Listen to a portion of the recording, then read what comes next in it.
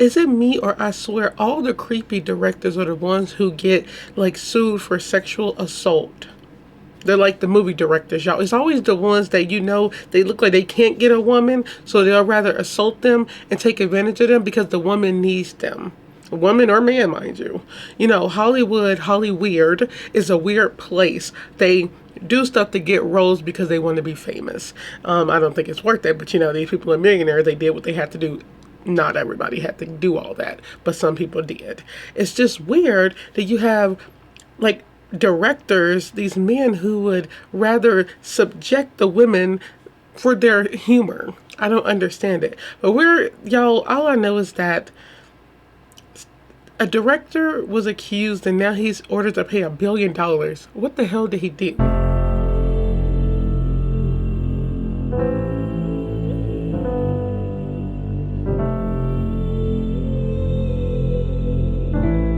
Hey guys, welcome back to my channel. It's officially the week of WrestleMania. I know that has nothing to do with crime, but I'm excited because this weekend I will be watching WWE, relaxing with my sisters, going crazy because I know I'm gonna be screaming anyways.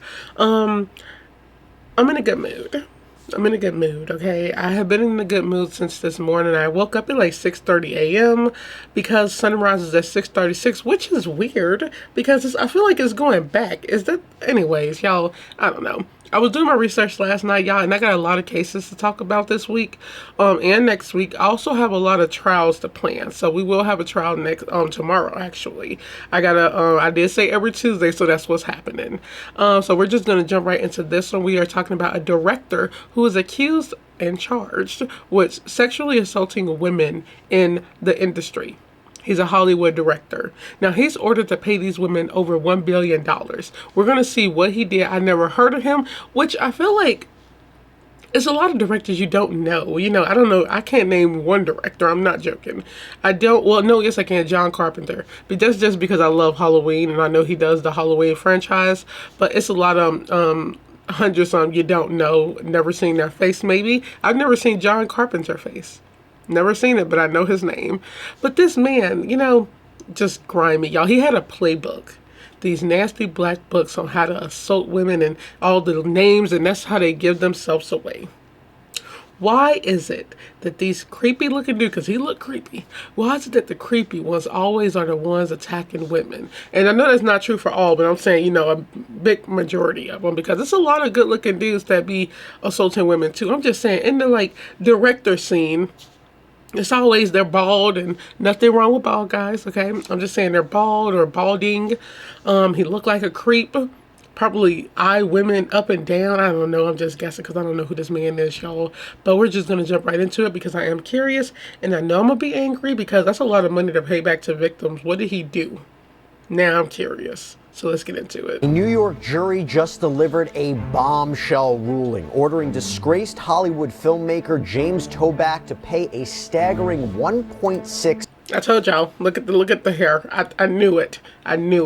They always look like that. Just shave it off. He looks so creepy. Ew. Yeah. I wonder what he wrote. $1 billion to 40 women who accused him of sexual assault spanning decades. The verdict follows explosive allegations of assault, coercion, and threats, with victims describing assaults in hotel rooms, the Harvard Club, and even in his mother's apartment. I'm going to break down the verdict and the explicit details inside this horrifying lawsuit. Welcome to Sidebar, presented by Law and Crime. I'm Jesse Weber. In an absolutely historic ruling out of New York, filmmaker James Toback has been ordered to pay a staggering $1.6 billion in damages. Is he going to after jail? All of these allegations of sexual assault. The verdict, which came down on April 9th in New York Supreme Court, marks a monumental victory for 40 women who accused the now 80-year-old director of sexual misconduct dating as far back as the 1970s. And it is a case that attorneys believe might just be the largest sexual assault civil verdict in New York State history. Now, following this significant legal victory, attorney Brad Beckworth, who's representing the accusers, said in a statement to the media, quote, "The jury's verdict is about justice, but more important, it's about taking power back from the abusers and their enablers and returning it to those they tried to control. For the women who endured years of silence, this verdict for them was transformative. The lead plaintiff in this case, Mary Monahan, told Variety in an emotional statement, "For decades I carried this trauma in silence, and today a jury believed me, believed us. That changes everything. This verdict is more than a number. It's a declaration. We are not disposable. We are not liars. We are not collateral damage in someone else's power trip." Now, before we get into the horrifying allegations in the lawsuit, if you're not familiar with who James Toback is, he is the screenwriter behind films like Bugsy and Two Girls and a Guy, and was one of the first major Hollywood figures that was exposed during the Me Too movement nearly a decade ago. It was part of an expose that was published in the Los Angeles Times. Now, interestingly, despite his firm denial of any wrongdoing, he didn't really offer any kind of defense against the civil action, at least as of late, and he didn't seem to even hire an attorney. He also has not yet commented publicly on the verdict. So in the past, high-profile actresses like Rachel McAdams, Selma Blair, Julianne Moore previously accused Toback of on-set harassment, including demanding nudity during auditions, masturbating in front of them, and threatening retaliation if they spoke out. Selma Blair even told Vanity Fair back in 2017, when he called these women liars and said he didn't recall meeting them, "I just felt rage."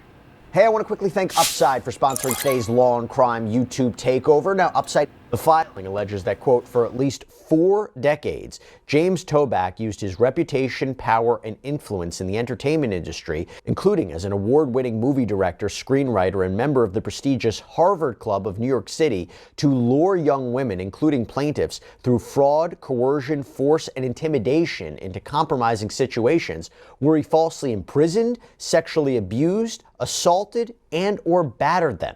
And many of the accusers that brought these claims are now in their 30s and 40s. And we've talked about the statute of limitations when we get into law. Pause this real quick. There ain't no way I'm letting that fat, bald-headed tubby touch me. There's no way. That's not happening. No, I don't want to roll that bad. And you know something? A lot of people will continue with, like, I'm talking about doing what they have to do to get the role. It ain't worth it. I don't know if those women got the roles if they were, if they was doing that situation. But it's disgusting. And the only reason men like that do that is because they know they're rich and they know people want the role, and they're like, it's like you have something that somebody wants, so you're going to make them work for it. That's just disgusting. That's disgusting. That's just, I'm not letting that bald-headed volleyball touch me. Like, it's not happening. That man looked disgusting. If I would have walked into like a whole what's it called? An audition. If I would have walked into an audition and saw him touching himself with his bald head and lineback shoulders. He ain't got no lineback shoulders. He got, I don't even know. That's a disgrace for him. Let me not even do that. No. If I would have walked into an audition and see him touching himself, I would have got my phone out and recorded him. And I'd be like, I'm going to the police because this is disgusting. I hate you, and I'm officially going to out you. There's no amount of threats that can stop me from, like, doing that. There's no way. There's no way. People like that, just disgusting and just look gross. There's no way. I'm not letting that happen. I'm talking about, no. I wouldn't work for him. I would do whatever I can to, like, ruin his reputation. I would constantly spread hate about him. Is that like bullying online, y'all? But no. That's so, I'm talking about how bold can you be? And a lot of men are bold who would grope themselves and grope other women in public without a care in the world, because maybe one part it could be a high for him. Some people for some reason, some people like that feeling of almost getting caught, even though they got caught. Well, they're watching him do that. It's like, God. Even though they were watching him do that, if he was doing that during auditions and stuff, it's like, I don't know. It's disgusting. That's all I know. It's disgusting.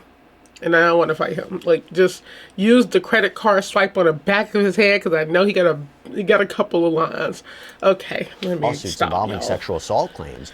These victims were able to make their claims thanks to the Adult Survivors Act. So this created a one-year look-back window that opened in 2022, allowing survivors to bypass that statute of limitations. And Why just is to kind of lips give so you small? a little bit more insight into this, on May 24th of 2022, New York Governor Kathy Hochul. That's the nastiest picture right here.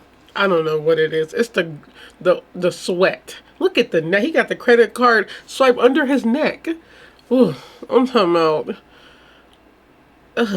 He looks so grimy, just greasy. He looked greasy. I just want to put a paper bag over his head. Okay. Signed the Adult Survivors Act into law, and it ran from November of 2022 until the following November of 2023, meaning anyone over the age of 18 could file a claim regardless of when the abuse happened, so long as they filed it within this window. And due to the new legislation, survivors now have a 20-year window to file if the assault occurred after 2019, but only 1 year if it happened before 2019. And the New York Times reports that over 3,000 lawsuits were filed while this window remained active, including one infamous lawsuit that we've talked about a whole lot here on Sidebar, and that's the one that was filed against Sean Diddy Combs by his ex-girlfriend, Cassandra Ventura. So this lawsuit against Toback also implicated the Harvard Club of New York, where Toback, an Ivy League alumnus, was a frequent patron. Attorneys allege that he used the club as a sort of hunting ground, luring victims there for meals and drinks before assaulting them. And shockingly, they claimed the club knew he was exploiting their space for, of course they did, basically being a predator, yet turned a blind eye, allegedly prioritizing his prestige over women's safety. And the Harvard Club was actually named as a defendant as part of this initial filing, but was later dropped from the case, according to reporting from the New York Times. So this lawsuit claimed that the club allowed Toback unchecked access for decades, only expelling him in 2017 after the Los Angeles. Of course it is. It's literally all about status. That's all it is in Hollywood. Like, your name goes a long way, and money does too. I'm not surprised by this. That's why these rich people get away with a lot of stuff. They buy anything and they offer anything. It's actually crazy when you think about it, what people can get away with. I'm talking about no shame, assaulting women, R-wording women, beating women, like taking out people. They could get away with a lot of stuff. Like I said, money goes a long way. I'm not surprised by this. He's a big-time director, not no more. Big-time director. And it's like, yeah. He's 80 right now. Exposed him. But by then, the damage was done. Plaintiffs described assaults in the club's dining rooms, bathrooms, stairwells, hotel rooms, with some incidents dating back to 1989. And the lawsuit points to one specific article that was published that year containing allegations of misconduct against Toback. The lawsuit reads, in March 1989, Spy magazine published an article titled The Pickup Artist's Guide to Picking Up Women, a case-by-case look at movie director James Toback's street technique. In the article, two women who defendant Toback had victimized laid out 13 separate accounts of Toback's predatory behavior and sexual assaults. And then there is a whole list of categories in Toback's alleged scheme. Toback reportedly responded to a request for comment on the piece, and this is what he allegedly told the reporter for Spy, quote, "I hope you know what you're doing when you F with me." He went on grimly, "If you print this piece, I promise it will be the single thing you regret most in your life." When pressed for details, he said, "Think of your very worst nightmare." Dramatic pause. "It'll be worse than that." Now, according to court filings that we obtained, Toback employed a systemic grooming tactic that dozens of women reported experiencing over decades. That alleged pattern breaks down into 6 distinct stages: approaching these women, establishing an introduction, building trust and credibility, grooming and isolating them before escalating requests into sexual demands, sexually assaulting them, and finally threatening them into remaining silent. And we're going to examine each stage as detailed in the lawsuit, revealing what plaintiffs describe as Mr. Toback's decades-long cycle of abuse. So let's start with stage 1, the approach. So the filing alleges that Toback targeted women in high-traffic New York City areas, particularly the Upper West Side, Midtown Manhattan subways, and Grand Central Station. Plaintiffs claim that he would actually cold approach strangers, lure them in by telling them in various ways that he was this high-profile director and that these women were exactly what he was looking for. The filing states, quote, defendant Toback would approach unsuspecting women on the streets of New York City under the pretext of discussing potential acting roles in his movies. He would often introduce himself, stating something similar to, my name's James Toback, I'm a movie director. For example, Toback approached Jane Doe 20 on the street and admitted he had been following her for several blocks. He explained who he was and described himself to Jane Doe 20 as a pickup artist that spotted women and talent on the street. And by the way, this goes way beyond Jane Doe 20. Lead plaintiff Mary Monahan explained how she met James Toback on a street back in 1998. She says he lured her to meet at his editing suite for a film called Love in Paris. Another plaintiff, Sheila Hagman, said that Toback approached her at Grand Central Terminal and said she was, quote, perfect to be the star of his next movie. Another woman, Brandy Ishkovich, said that Toback reveled in her by telling her she looked like Molly Ringwald. Plaintiff Frances Wilson claimed she was inside a taxi cab when Toback shouted at her she was, quote, exactly who he'd been looking for. So why did this work so well? The thing is, Toback was already a known Oscar-nominated filmmaker, so these women didn't really have a reason to doubt his intentions. And so these initial approaches seemed legitimate. So with that, I didn't think about it. And you would not see, and that was in the 90s, but you would not see directors themselves doing that at all. I would think you wouldn't see a famous director on the street, like, trying to, lure with that. But, like, get somebody to play in your movie. If he was already, like, nominated for Oscars, that's actually really big. And then you see him himself in public trying to get you to, like, do his movies, and then he's telling you, and then you're looking it up that he's an Oscar nominee or whatever, and then now you're very much intrigued and you will do it. Isn't that crazy? The play in this, wow. Now we're moving into the next stage, stage 2, in Toback's alleged playbook, building trust and credibility. So after his initial approach in public, Toback needed to make the unbelievable believable. And this is where Toback used his credentials and prior film experience essentially to convince these women he was who he was claiming to be, or at least he was approaching them for the reason he was approaching them. This powerful director that could make or break careers. But the lawsuit makes it clear this wasn't about turning any of these chance meetings into something legitimate. It was textbook predatory behavior designed to create false trust and lower defenses.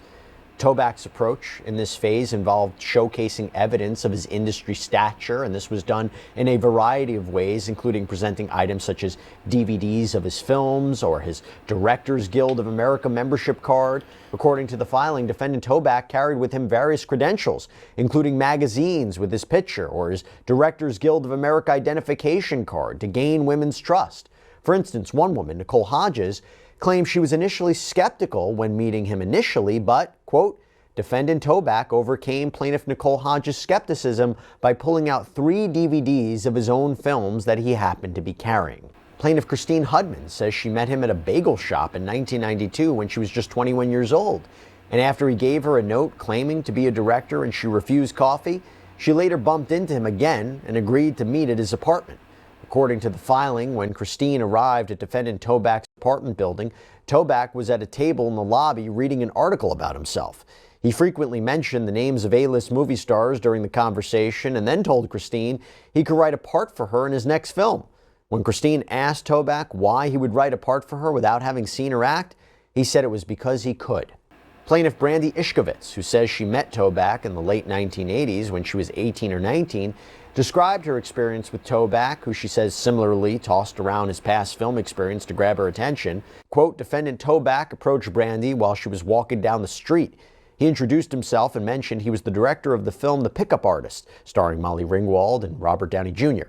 Toback commented that Brandy looked like Molly Ringwald, and under the guise of an audition and discussing a professional opportunity, Toback set up a meeting with Brandy. And here's the thing, these tactics, they worked. The women believed they were dealing with a real-time director who could help their careers, making them vulnerable to the next stage. private grooming of these women and coercing them into doing sexual favors for him under the guise of auditions or professional discussions. It's like a textbook situation, the casting couch situation, right? So now we reach stage 3. So this is where he lured women into private, isolated settings while pretending to audition them for his films. And Toback frequently arranged meetings in environments that appeared legitimate but were in fact designed for privacy and dominance. At the Harvard Club of New York City, this allegedly included private dining rooms, stairwells, restrooms, private hotel rooms. Multiple plaintiffs claimed they were assaulted there, including Jolene Hayes, Nicole Hodges, and Jane Doe's 4, 15, 16, and 21. His apartment was another trap. He billed it as a screening room or office, leaving women unaware that they were entering his private residence until it was too late, when the disturbing reality of these meetings surfaced. These meetings began with conversations that were deeply violating. According to the law. Real quick, and you telling me this man did not go to jail? He's not going to jail? I guess money is okay. The world we live in. No kind of justice. I guess it's justice because they get a payout, but no.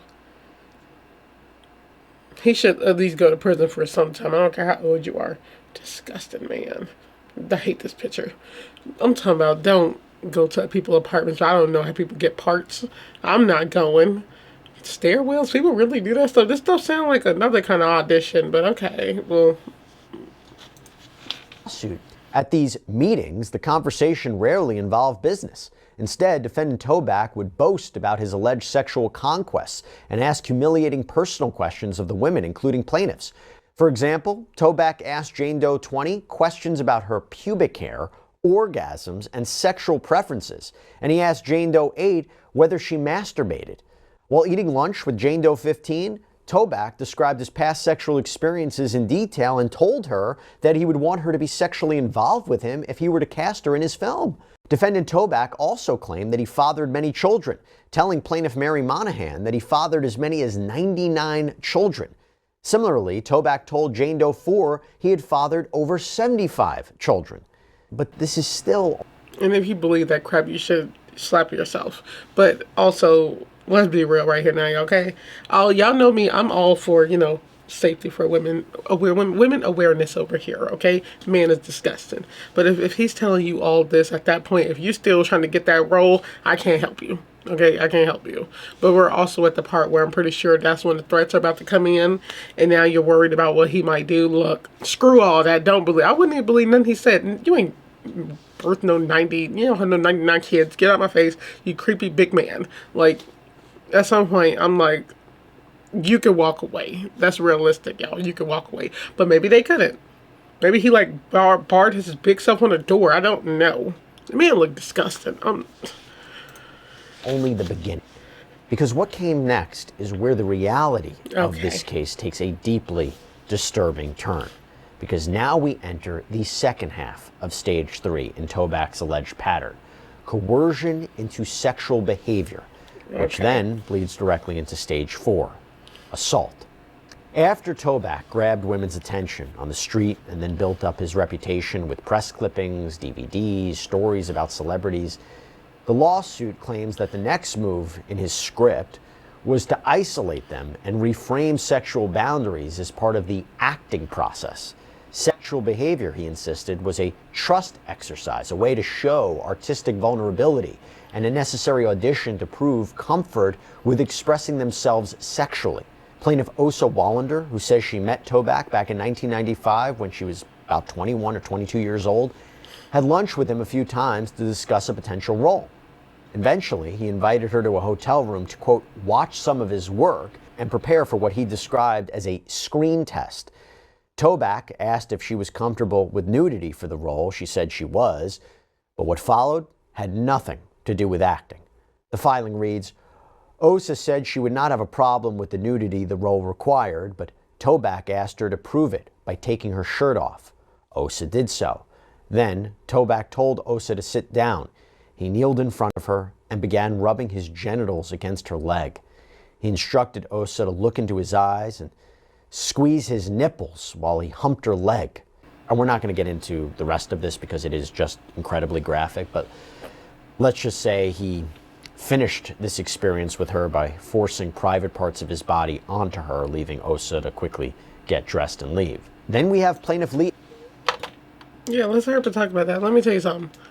No, if you didn't knee him or stomp, hey, I don't know why I keep hitting my light, y'all, on my feet. If you didn't knee him and continue to stomp on those genitals, there ain't no way. No. Ugh. Ew. Just. The Eck says she met Toback when she was around 24 back in July of 2005. She was invited to his apartment under the guise of a professional opportunity where Toback even showed Lee a documentary about his own career. But then the conversation took a disturbing turn. She claims he began to share his philosophy on sex and framed this as if it was something he would discuss normally with A-list actors. According to the filing, quote, defendant Toback requested Lee prove herself sexually to him in various ways, including masturbating in front of him, letting him touch her genitals, getting naked, or taking a shower while he watched. Lee declined, though terrified at the thought of disappointing or angering Toback.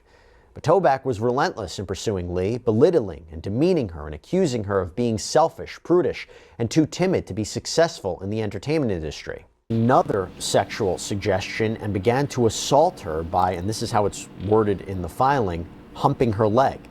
Plaintiff Adrienne Lavallee, who claims she was around 24 when she met Toback back in 2006, claims that Toback approached her initially at, of all places, a CVS store before the two met up twice afterwards to discuss what Toback claimed was a film role. When he took her to a hotel to audition, however, that is when things apparently spiraled. The filing reads, at the hotel, defendant Toback asked Adrienne to remove her clothes so he could see her body. Adrienne refused, and Toback began berating her, alleging she was not serious about acting. Adrienne succumbed to the pressure and removed her clothes. Defendant Toback approached her and pressed his crotch on her leg. And just like with the others. Okay, real quick, y'all. Also, is it me or I swear I wouldn't believe this stuff because look, I'm not talking about the assault. I'm talking about like him, like his directed thing. Because if you are an Oscar nominee, I'm like you would have a big building. I'm pretty sure where you audition people. I wouldn't believe in going to a hotel with you, going to your apartment with you. If you're that big of a star, you should have a building, your own building where you do this stuff. Mind you, it can happen there too, though. Like they said, stairwells and whatnot. It could be rooms where they don't have cameras because for some reason women are getting undressed. I don't know. I don't understand that tactic either. Why do you want to make sure they're comfortable getting nude, so you have them undress? You have them undress for you. That's always been crazy. I'm like, do the women who get nude for roles have to really do this? It's really sad. I don't know, where did nudity come from in music? Was it the French? Because I know the French like nudity. Or is it the Greek? I don't know. I think it is the French. But, yeah. This man is so disgusting. And mind you, I do know he was younger then. But to be honest, I'm going by his looks now. And I'm pretty sure he still looks the same. He had a little bit more hair. I was looking at pictures, y'all, earlier. She claims he assaulted her. But Adrienne's story didn't stop there because Toback allegedly told her he couldn't cast her in a sexual role unless he first heard how she performed sexually. He claimed an A-list actress had done something similar for him and then went further. He performed a sexual act on Adrienne so he could, quote, see how she would be in that kind of scene. Other prompts he assigned to these women, including Mary Monahan's account of what she called trust exercises, an account. Real quick, I'm sorry, this is the last one I'm going to pause. I'm going to play after this. Let me tell you something. If women are really believing this is actually crazy. I'm like, no amount of coercion would make me do this, okay?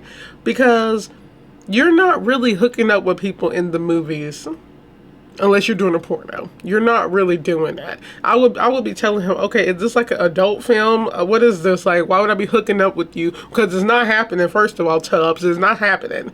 So the fact that you have some people saying they felt like they had to do it, and a lot of people do say that, y'all, it's actually interesting. I'm just like, no. Nobody thinks, I guess you don't want to go to jail, but screw that. Nobody thinks of just stomping him while he's nude, humping your leg. I would knee him and embarrass him and take a picture and record him and out him. There ain't no way. Like, I'm a full on humiliate you while you're nude, humping my leg. There ain't no, I can't even imagine a man doing that. That is so disgusting. Oh my God. Like, there's no way. But the fact that you have some people really believe in this is actually interesting too. You believe that if you have to hook up with him, you can get the role. What is that going to do for the film? To see if your moans are real? What is that supposed to do? I don't understand that. Because it's not real in movies, I would hope. You know, there are some movies that's not like suitable for all ages. I hear that are real, that they really do real stuff in there, but those are not, I don't count those. Those are, they can't be real movies. Those are not real movies, but sometimes they are. But you're not doing that in the movies. So if he want you to do that, leave, because that's not real. Like, this is assault. Right in your face, it's assault. And if you don't need that man in his genitals and flick him off, spit on him, and then like probably bucket his ankles because he will fall, it's like, I don't know what to say. I don't know what to say no more. Some people really got their rules like that. This is she was crazy. explicitly asked what she would do if she was alone in a room with male genitalia. So let's start with Monica. I wouldn't even who says answer she met that. Toback when she was around 28 years old in the late 1990s. After arriving at his editing suite for a meeting and audition for his film, Love in Paris, she claims he asked her to participate in these so-called trust exercises. The filing reads, Toback asked her to participate in a trust exercise by getting completely naked and then speaking to Toback. Defendant Toback told Mary that several other famous actresses auditioned for him in the nude. Mary disrobed while Toback remained fully clothed. After speaking for about 45 minutes, Toback told Mary to come over to the couch where he was sitting. As she sat down, he moved to the floor and straddled her leg. He then proceeded to assault her and then told her he'd cast her in this film. That's what the allegation Claw is. his face out right there. As for Jane Doe number 4, the claim there is that Toback told her she was special, that he wanted to write a script just for her, took her to the Harvard Club where he brought her to a private room and allegedly gave her a very bizarre prompt to do, according to the filing. He took Jane Doe 4 upstairs to a room for some role play. The prompt Toback gave Jane Doe 4 was to imagine she was alone in the room with a male genitalia and tell him what she would do to it.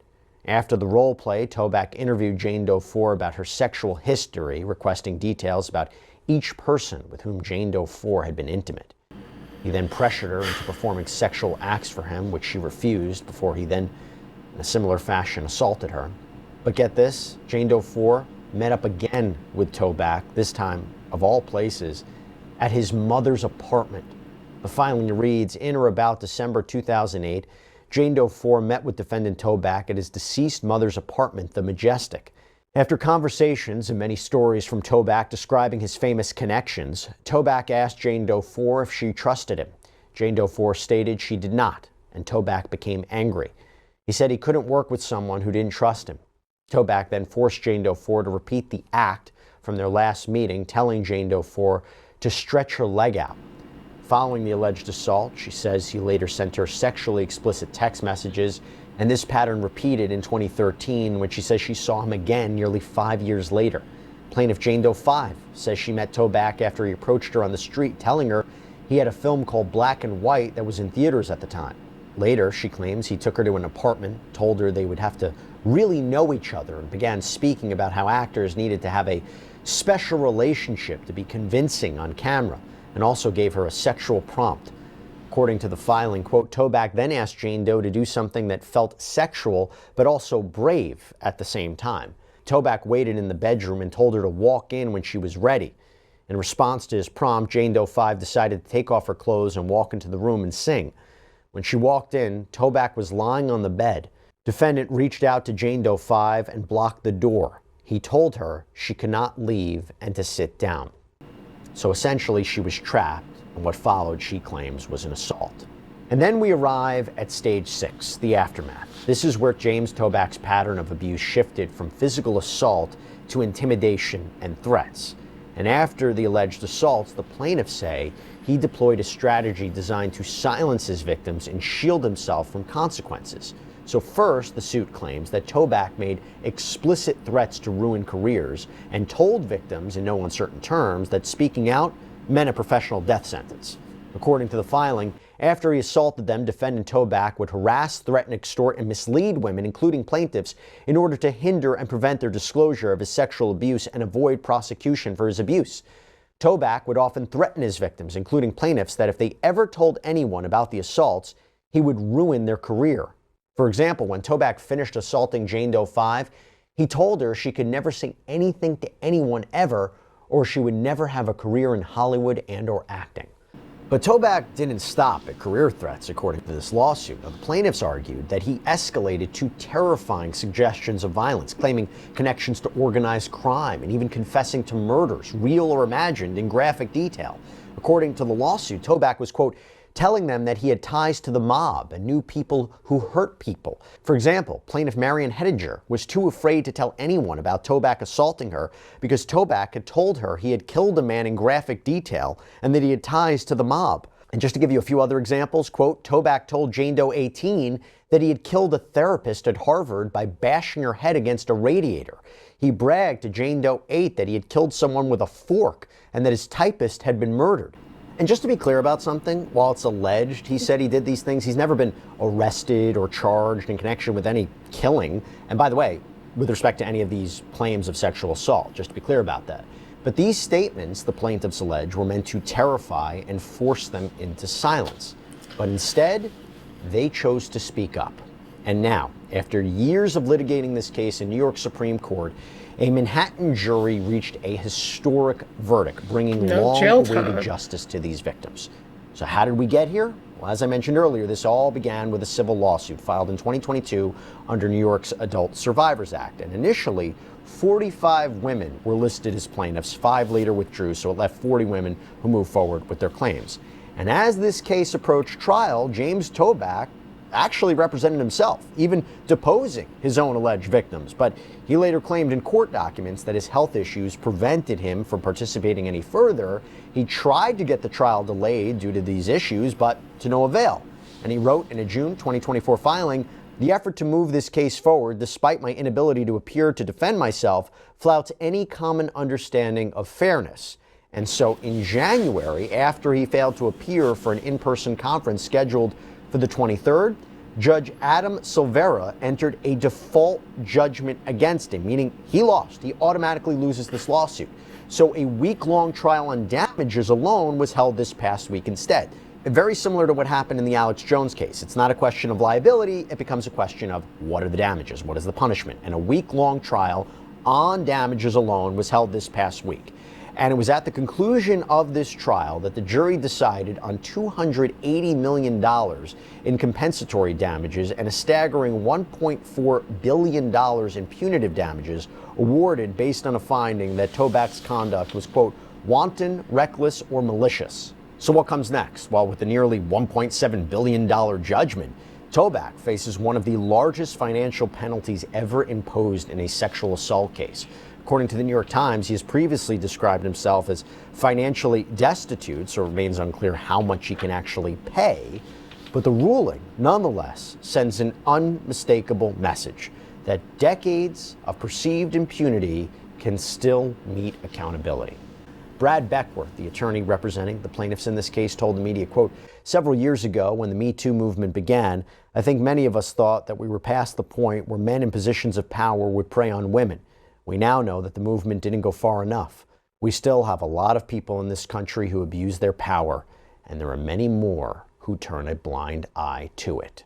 That's all we have for you. Where did that lawyer get that at? No, men will forever try to, there are a lot of people in power, and those men will forever try to abuse their power to like get women to do stuff. Real quick, because I gotta hurry up and say this before I forget it. Jane Doe 4, why did she meet him again in that apartment? Like, because they met in his mom's apartment. Why did she go meet him again? You know, look, before I get into how disgusting this all is, to summarize everything, because I basically said everything I needed to say about this disgusting man. A lot of people, a lot of women in the industry, I'm talking about the movie, Hollywood industry, y'all acting, would do whatever it takes to get a role. That's true. Mind you, nobody deserved to be assaulted, obviously. I'm just saying, there's no way you can like lure me to a hotel, lure me to your apartment and tell me to walk naked and sing for you, let you hump my leg, let you degrade me and say do stuff and like assault me. There's no way without me embarrassing you. Like, that's not happening. Like, I just think that's so crazy, but it happens. The man is bigger than these women. And to be honest, a lot of women really didn't want their reputations killed. Screw the reputation. Screw your career. It's all about dignity, okay? How can you live with yourself? And this is just woman to woman. I don't like... And when this stuff happened, I guess it's talking about women versus women in the industry, in the music industry. Not music. That too, though. That too. But the Hollywood industry acting. Is it worth it? Just because your reputation is going to be what? He's going to talk down on you? You can easily, first of all, you can go to the police and tell him everything you said about these threats. That's what you can do because they'll have it on file. And if it's that detailed, they will look into it, hopefully. You can also go online and bash him. You can ruin his reputation by constantly coming out with information. You can easily ruin that. I just know a lot of people don't want their reputations ruined, but screw that. There's no way I'm letting that piglet, like, ruin me. That's insane. And then when she met him the second time, she should have had a wire, because that would have sealed the deal. It would have sealed the deal. The man was disgusting. And let me hurry up and say this before I forget too. Something that they say he said disgusted me, because he don't have that appearance look. And I'm not telling, I don't judge people just, well, dang, I do judge them by their look. We're human, we all do. But I like funny people. It ain't even about looks to me, okay? But that man looked disgusting. Like, he looked disgusting. He looked like a predator. So, yeah, no. It's like, he don't have that look, that aura to say you're special. I think I would get the ick if he told me that. I'll be like, okay. Like, he don't have that. He don't have that. And if you believe that, I don't know what to say. He don't have that. But I guess, you know, in actor terms, he's like, you're special and I want to hire you for this role. I would just, every time he says something sexual, I would just look at him. You're not that guy. Please don't do this to yourself. And I swear, this thing, I just keep thinking about it, y'all. If I would have saw that man get down on his knees and hump my leg, I would degrade the hell out of him. I'm talking about degrade ain't even... I'm talking about, I'm commenting the most disgusting stuff to him, just degrading that piece of crap. Those women put up with a lot. I don't know how they did it, you know. And this is the world we live in. You have male, powerful figures who really take advantage of women just because they can, because it's all about money, y'all. It's all about money and status. Do you want to lose your job? Do you want to lose your reputation? That's sad. That's really sad. I'm talking about, this is the world we live in. The stuff they do because they have money. It's not worth it. But 45 women, that's a lot of people. They got a big payout. And I guess, I'm like, okay, no jail time because it's been so long, I guess. But also, I don't know. That man shouldn't have been walking the streets. That's a lot of money. I hope he go broke after this. Ugh. So what are your thoughts on this case? I really said a lot in here. He has the ick look. He just has the ick, like, ugh. Like you live in your mom's basement watching videos, adult films that, you know, you can't get. He just looked like he has the ick, a sweaty ick. So on that note, I hope you guys enjoyed this video. Y'all, I know I joke a lot, but seriously, this is a real thing. It's serious. This stuff happens all the time. It's sad. It's like women should not have to be put through this just because of like their bodies and stuff. It's like, this should not be the world that we live in like that. But for some reason, it keep happening. A lot of assaults that happen literally every day.